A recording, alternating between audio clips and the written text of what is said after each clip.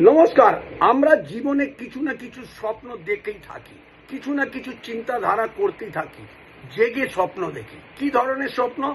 যে আমরা জীবনে কেরম উন্নতি করতে পারবো, বা কেরম পড়াশোনা করব, বা আমার লাভ ম্যারেজ হবে না অ্যারেঞ্জ ম্যারেজ হবে, বা কেরম চাকরি করব, কেরম আমার উন্নতি হবে, কেরম আমি জীবনে দাঁড়াবো। ঠিক এই ধরনের অনেক স্বপ্ন দেখি।